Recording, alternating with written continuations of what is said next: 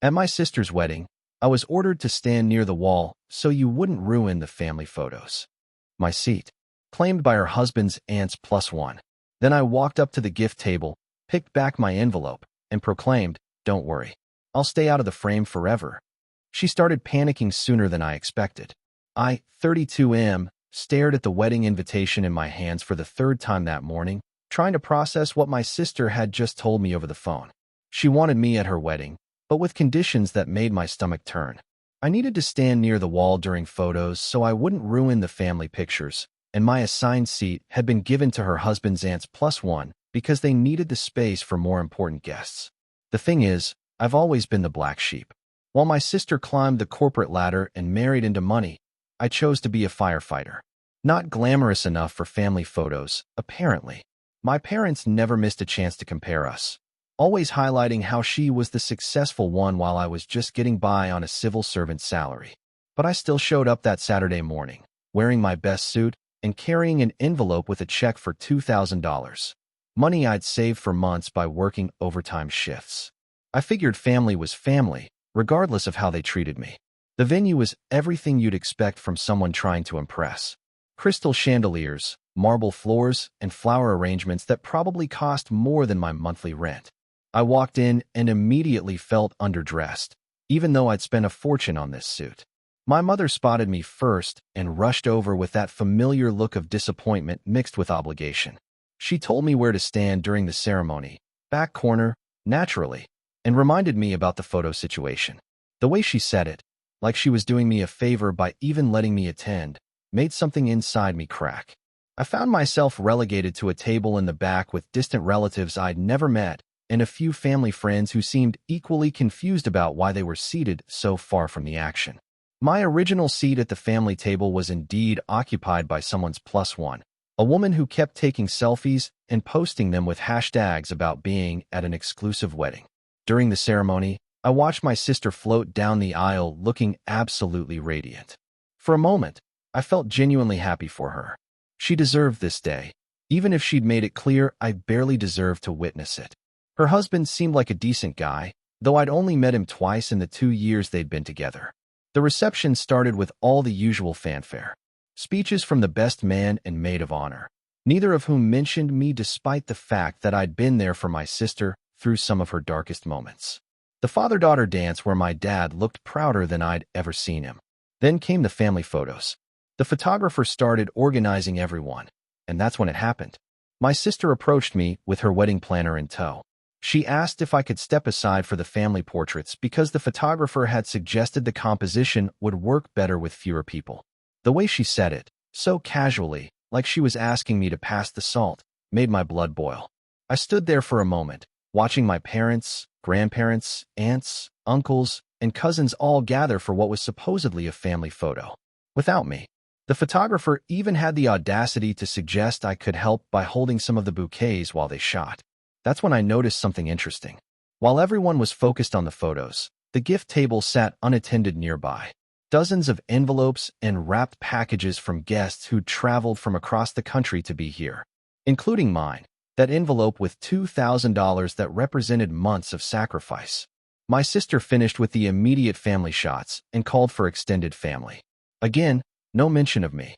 I watched cousins I barely knew get positioned front and center while I stood behind a pillar like some kind of wedding crasher. Something shifted in that moment.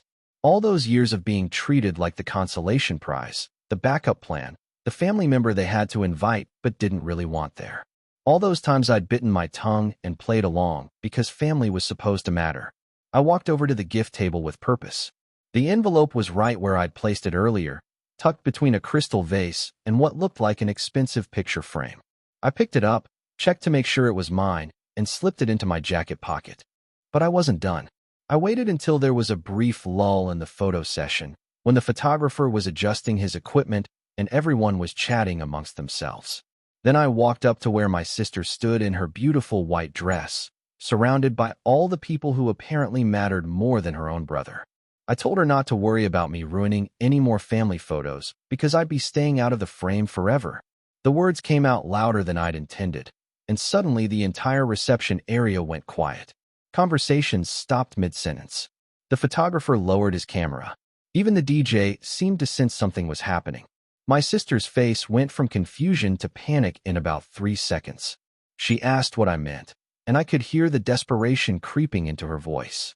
I simply told her she'd made it very clear where I stood in this family, and I was finally ready to accept that. That's when she noticed the envelope in my hand. Her eyes went wide as she realized what I'd done. She started asking me to please put it back, that we could talk about this later, that today wasn't the time for drama. But here's the thing about being pushed to your breaking point. Once you're there, there's no going back. I looked around at all the faces staring at me. My parents looked mortified. The groom's family seemed confused but entertained. The wedding guests were clearly wondering if they should keep pretending not to notice or start recording with their phones. I told my sister that I'd spent months saving money for this gift because I wanted to support her on the most important day of her life. I'd rearranged my work schedule, driven 6 hours to be here, and bought clothes I couldn't afford because I thought family mattered. But apparently, I was wrong.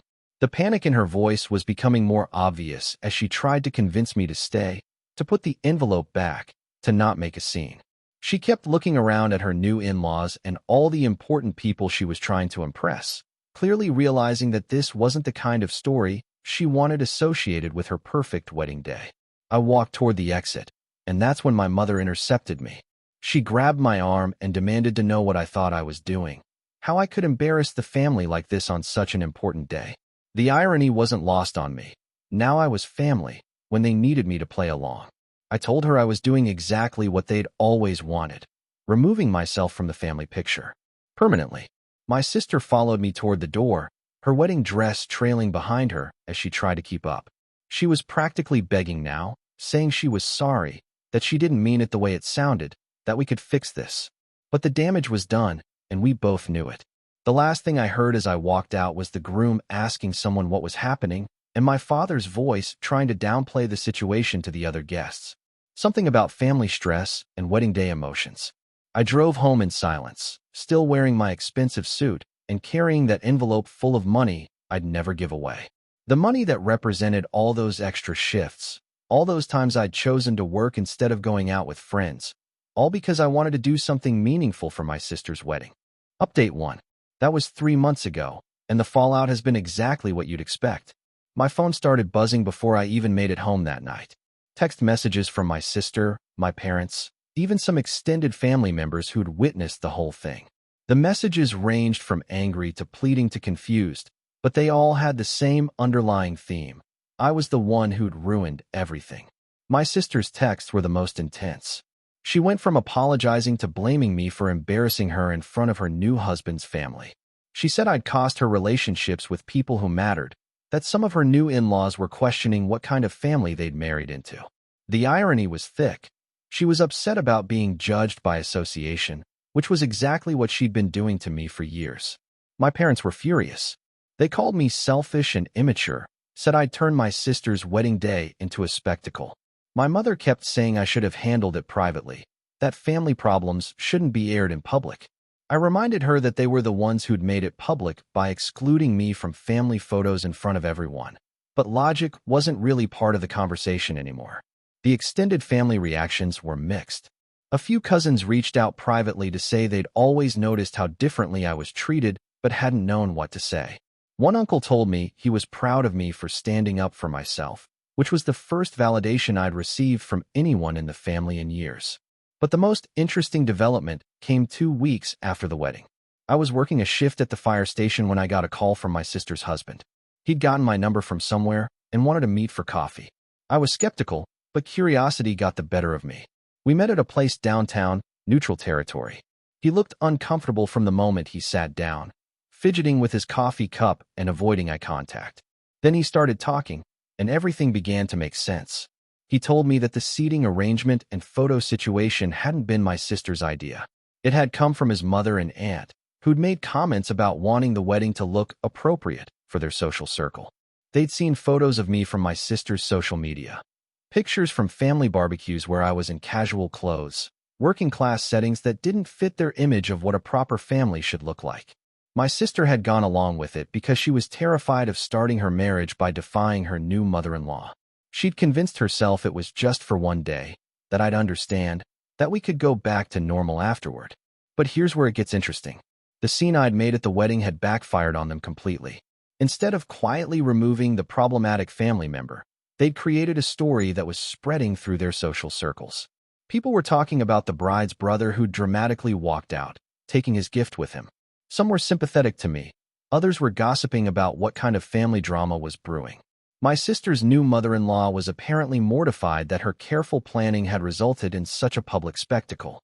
She'd spent weeks crafting the perfect guest list and seating arrangement, only to have it blow up in her face when the excluded family member made his exclusion impossible to ignore.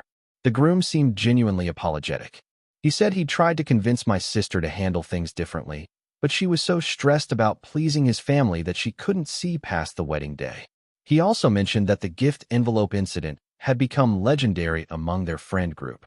People kept asking about the brother who'd taken his money back and walked out. I appreciated his honesty, but I told him the damage was already done. It wasn't just about one day or one wedding. It was about years of being treated like the family embarrassment, and that wasn't something that could be fixed with an explanation and an apology. Update 2. 6 months after the wedding, the consequences were still rippling through the family. My sister had been trying to reach me regularly, but I'd been letting most of her calls go to voicemail. The few times we'd spoken, she'd alternated between apologizing and trying to justify her actions. She kept saying she'd been under so much pressure, that she'd made a mistake, that she wanted to fix things between us. But then something happened that changed everything. My father had a heart attack. Minor, thankfully, but enough to land him in the hospital for a few days. My mother called me from the emergency room, crying and asking me to come. For a moment, all the wedding drama felt insignificant compared to the possibility of losing my dad. I drove to the hospital immediately, still wearing my work clothes because I'd come straight from a call. When I walked into the waiting room, my sister was there with her husband. The moment she saw me, she broke down crying and threw her arms around me. We spent the next 18 hours taking turns sitting with my father, and during those long stretches, we finally had the conversations we should have had months earlier. My sister admitted that she'd been ashamed of me, not because of anything I'd done, but because she'd become so obsessed with fitting into her husband's social circle that she'd lost sight of what actually mattered. She said watching me work during my father's emergency, coordinating with the paramedics, knowing exactly what questions to ask the doctors, staying calm while she fell apart, had reminded her why she used to be proud to call me her brother. She told me about the pressure she'd been under from her in-laws, about feeling like she had to prove she belonged in their world. The wedding planning had become less about celebrating her marriage and more about performing respectability for people whose opinions shouldn't have mattered. But here's what really got to me. She said that in the months since the wedding, she'd started to realize that her new in-laws' approval wasn't worth having if it came at the cost of her relationship with her real family. She'd been watching how they treated service workers, how they talked about people with less money, and she was starting to see the ugly side of the world she'd been so desperate to join. My father's recovery went smoothly, but the experience had shifted something fundamental in our family dynamic. During one of our bedside conversations, he apologized for always comparing me to my sister. He said he'd been proud of my career choice all along, but had never known how to express it. Watching me handle the medical emergency with such competence had reminded him that success comes in many forms. My mother was harder to reach, but even she seemed to be reconsidering things. She mentioned how several people at the wedding had asked her about me after I left, saying they were impressed by how I'd handled myself even while being obviously upset. A few had even tracked down my fire station to send thank you notes for my service to the community. The gift envelope became a symbol between my sister and me. She kept bringing it up, saying she didn't want my money, but she wanted what it represented, my willingness to be generous with family even when they didn't deserve it. I still had the envelope, the check uncashed, sitting in my desk drawer like a reminder of that day. Finally, I made a decision. I wrote a new check, but this time it wasn't for my sister's wedding.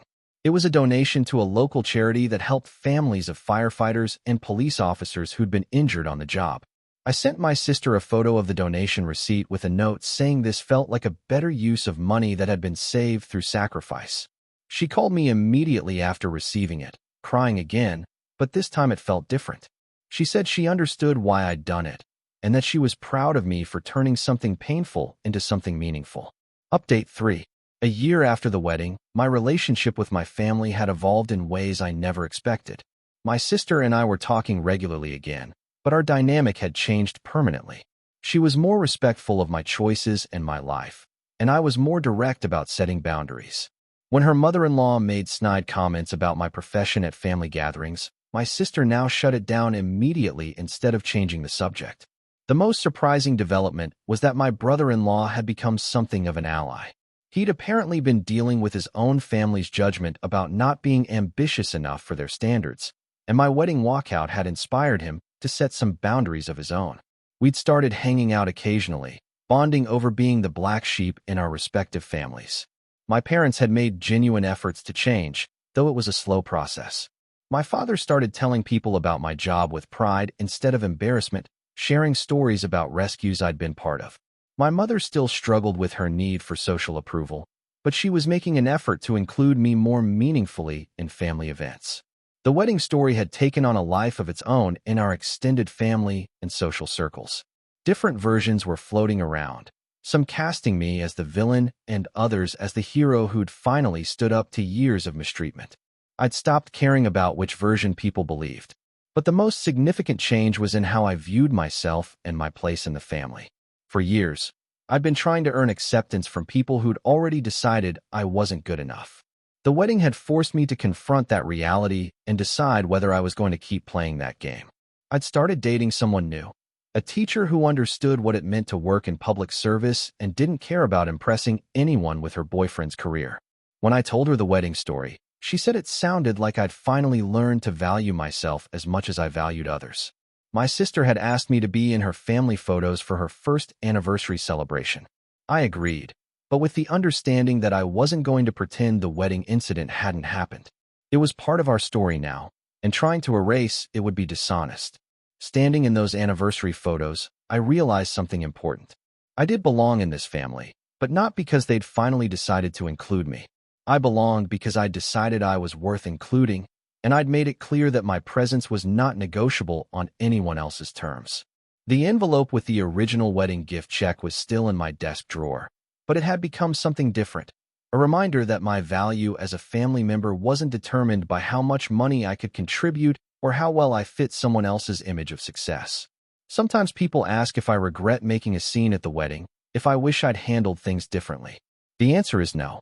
That moment of standing up for myself, of refusing to be invisible in my own family's story, had been necessary.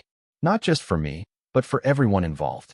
My sister's marriage was stronger because she'd learned to prioritize her real relationships over her social anxieties. My parents had been forced to confront their own biases and assumptions, and I'd finally learned that respect can't be earned from people who've already decided not to give it. It has to be demanded. The wedding photo wall in my sister's house tells an interesting story now. The professional shots from that day show a perfectly arranged family with one obvious absence. But the more recent photos, from holidays and birthdays and casual gatherings, show all of us together, including me. The difference is visible, and she's never tried to explain it away or pretend it doesn't matter. Because it does matter. Family isn't just about showing up. It's about being seen, being valued, and being treated like you belong. Sometimes you have to walk away to make that point, even when it's painful for everyone involved. Especially when it's painful for everyone involved.